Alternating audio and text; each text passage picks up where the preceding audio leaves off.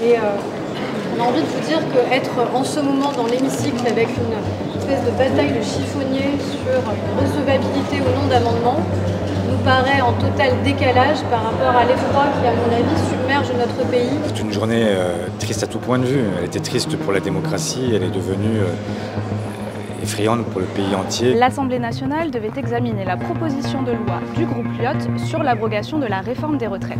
Mais l'attaque au couteau d'Annecy a détourné les débats des retraites. Retour sur cette matinée du 8 juin.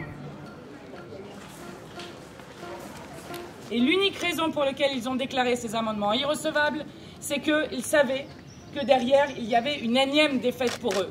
Donc c'est un coup de force qu'ils font antidémocratique. Nous allons maintenant aller dans l'hémicycle. Merci à vous.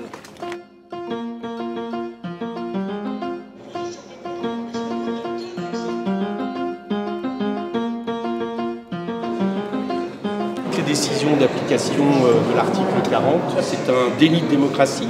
Et très franchement, c'est aujourd'hui, pour moi, la tristesse qui l'emporte sur la colère. La présidente de l'Assemblée nationale, qui s'étant soumise aux pressions qui ont été effectuées sur elle, eh bien, a préféré faire plaisir à la majorité plutôt que faire respecter les droits des parlementaires. Abroger cette réforme, c'est 15 milliards d'euros.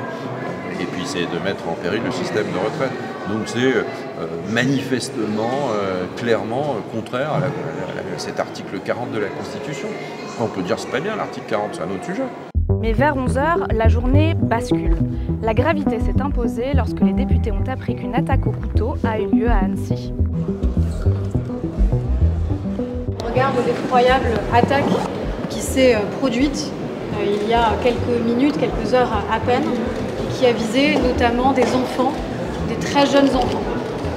Et on a envie de vous dire qu'être en ce moment dans l'hémicycle avec une espèce de bataille de chiffonnier sur une recevabilité ou non d'amendements nous paraît en total décalage par rapport à l'effroi qui, à mon avis, submerge notre pays. Donc ce que nous voulons dire, c'est évidemment notre totale solidarité et que nos pensées aujourd'hui ne sont tournées que vers les familles. Nous voulions d'abord nous associer au drame d'Annecy et avoir à ce moment précis une pensée toute particulière pour les enfants et pour leurs familles.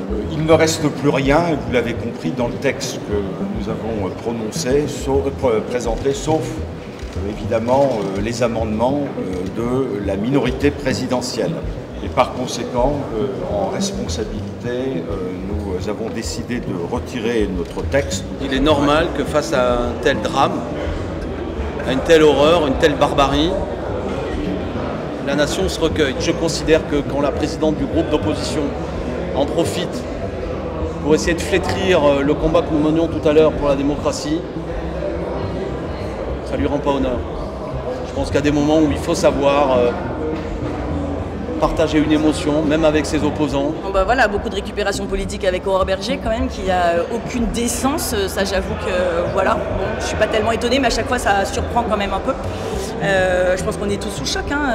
La plupart des gens dans cet hémicycle sont parents. C'est une journée triste à tout point de vue. Elle était triste pour la démocratie, elle est devenue effrayante pour le pays entier qui découvre avec horreur ce qui s'est passé à Annecy. Donc c'est une journée comme on aimerait ne plus en connaître jamais.